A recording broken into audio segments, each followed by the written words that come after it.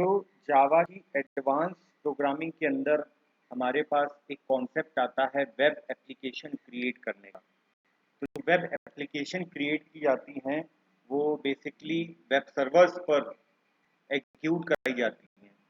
Web server पर जो application execute कराई जाती हैं वो आपकी सर्वलेट एप्लीकेशंस होती हैं।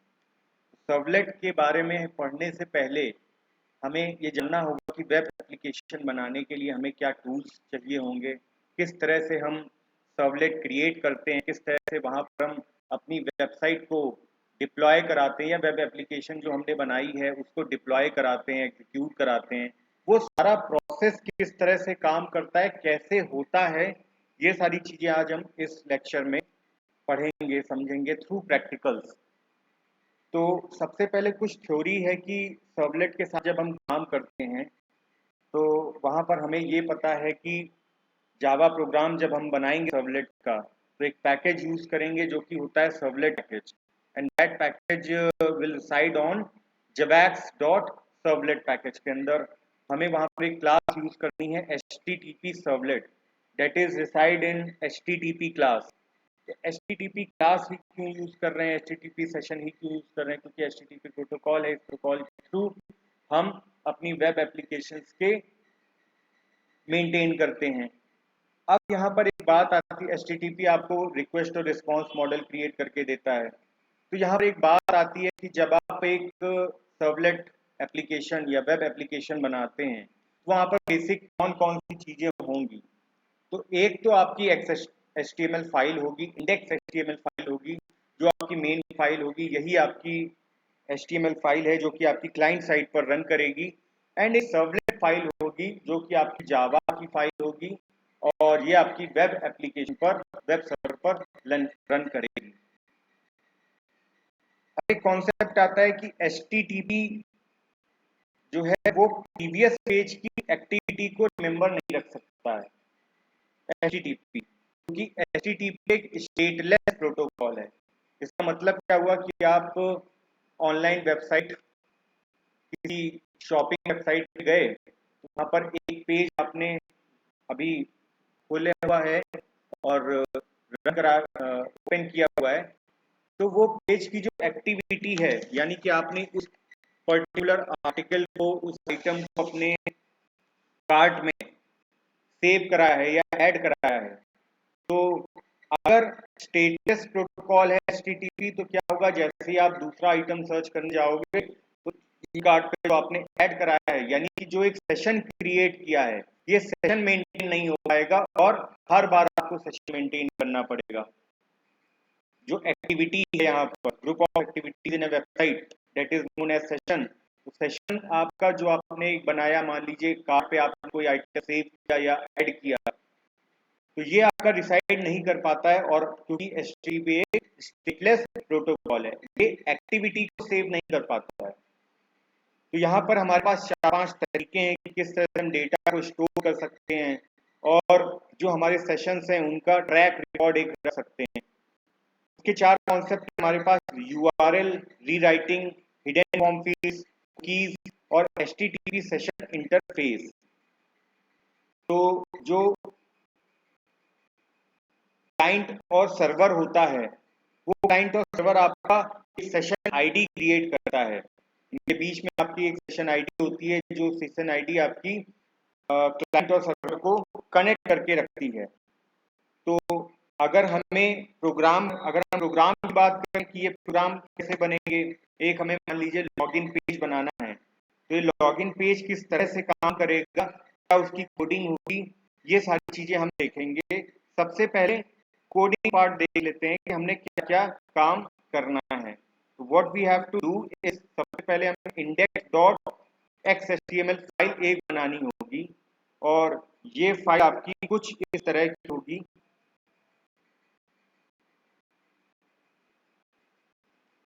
index.xhtml और HTML की कोडिंग है जहां पर HTML बॉडी, लॉगिन फॉर्म, और लॉगिन फॉर्म के अंदर हमने फॉर्म बनाया है एक जो कि कर रहा है पोस्ट मेथड का यूज, और सेशन क्रिएट हो रहे हैं। यहाँ पर एक लेबल लिया है यूजर नेम और उसका इनपुट टाइप है टेक्स्ट, और उसी तरह लेबल आपका पासवर्ड है, उसका इनपुट टाइप है password. input will close, form will be close, body will be close, HTML will be close। ये फाइल आपकी सेव होगी index.xhtml नाम से। अब आप बनाओगे एक सर्वलेट फाइल।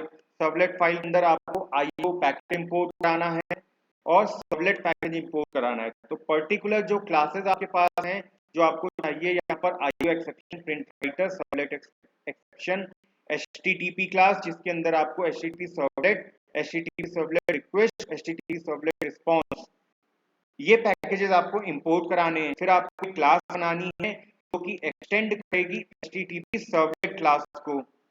अब आपको एक डू पोस्ट मेथड बनाना है। अब आपको एक डू पोस्ट मेथड बनाना है जिसके की ऑब्जेक्ट होंगे रिक्वेस्ट और रिस्पांस, जो कि HTTP सर्वलेट रिक्वेस्ट क्लास और HTTP सर्वलेट रिस्पांस क्लास के ऑब्जेक्ट हैं। Throw servlet exception, IO exception, okay. फिर इसके बाद आपको यहाँ पर ट्राई ब्लॉक के अंदर आउट ऑब्जेक्ट बनाना है जो कि प्रिंट राइटर क्लास का होगा और ये गेट राइटर मेथड को यूज करेगा जो कि आपका रिस्पांस, क्लाइंट से जो रिस्पांस आ रहा है उसको। अब यहाँ पर आउट में आपने क्या दिया,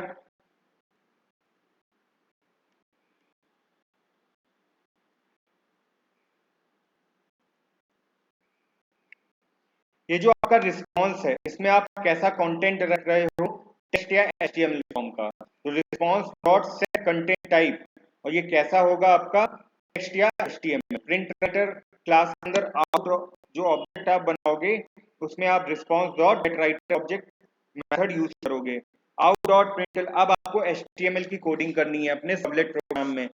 out dot println doc type HTML, then HTML, then head, then title, that is servlet URL rewriting example title, and then out dot println head close, then body open, यहाँ पर आप लिखोगे hello। जैसे ही आपका सर्वलेट एग्जीक्यूट करता है, client की request handle होती है, तो वहां पर आपको एक मैसेज मिलेगा hello.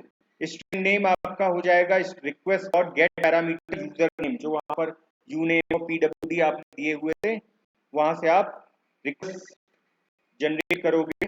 If name dot equals to that is any name Sarika and password is equal to Vivek, तब आपका प्रिंट क्या हो जाए कि नेम और आर सक्सेसफुली लॉगिन, यानी कि जो भी नाम है, जो भी लॉगिन नेम है वो आपका सक्सेसफुली लॉगिन हो चुके हैं। Out dot println next name with else user name और पासवर्ड इज इनकरेक्ट, पहली सर्वलेट क्लास। दूसरी सर्वलेट जो आप बनाओगे वो होगी कुछ इसी तरह, इंपोर्ट कराएंगे packages HTTP servlet request and response. एक क्लास बनाओगे next to extend HTTP servlet, जहां पर आप डू गेट मेथड यूज करो। अभी आपने डू पोस्ट मेथड यूज किया, अब डू गेट मेथड यूज। आपके तीन मेथड होते हैं सर्वलेट में, डू गेट, डू पोस्ट और सर्विस और डिस्ट्रॉय।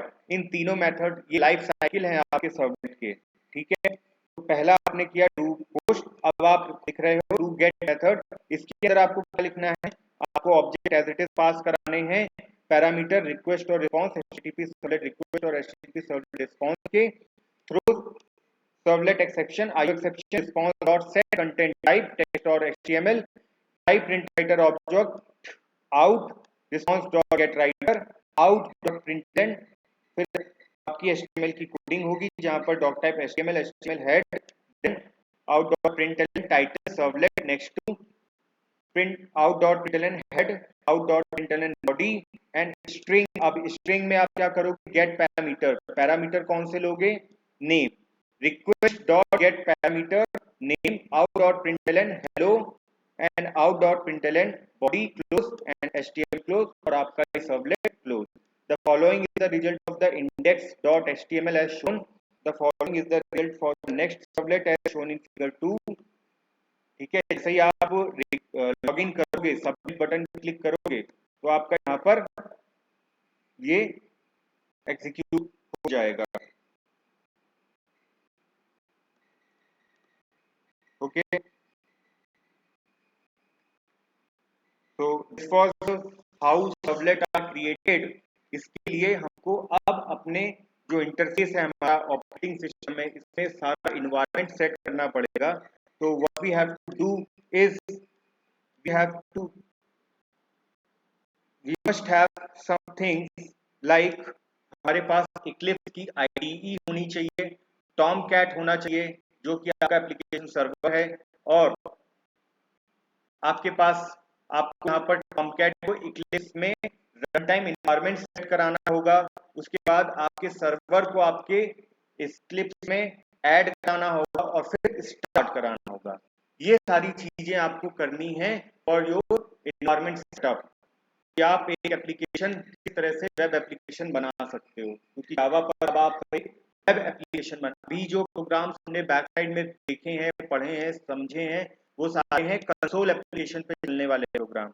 अब जो हमें बनाना है वो है वेब एप्लीकेशन पे चलने वाले प्रोग्राम्स। तो उसके लिए हमें एक आईडीई की जरूरत पड़ेगी जो कि हम यहाँ यूज करेंगे इक्लिप्स को। तो अगर मैं यहाँ पर ऑफिशियल वेबसाइट इक्लिप्स में जाऊं तो वहां पर मुझे डाउनलोड सेक्शन में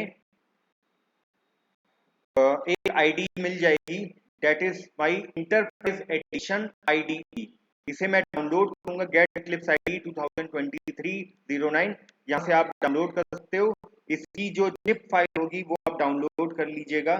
then what you have to do, अब यहाँ पर जैसे आपने ये इक्लिप्स फाइल डाउनलोड करी, इसकी जिप फाइल, इसको एक्सट्रैक्ट कराएंगे। देन एक्सट्रैक्ट कराने के बाद में आप यहाँ पर कुछ ऐसा इंटरफेस दिखाई देगा इक्लिप्स का। यहाँ पर ये इक्लिप्स की एप्लीकेशन है, जैसे ही आप इसको ओपन करोगे आपके पास ये इंटरफेस खुल करके आ जाएगा। अब आपके पास एक आईडीई है जहां पर आपके पास टेक्स्ट एडिटर है, कंसोल है, आपका कंपाइलर है और सर्वर भी है। Okay, now what you have to do, अब आपको यहाँ पर टॉमकैट सर्वर अपना आईडीई में इंपोर्ट कराना है, यानी कि आपका टॉमकैट सर्वर आपकी आईडीई में चलना चाहिए। तो उसको कैसे करेंगे वो हम नेक्स्ट वीडियो में देखेंगे, पार्ट 2 वीडियो में। Okay, thank you.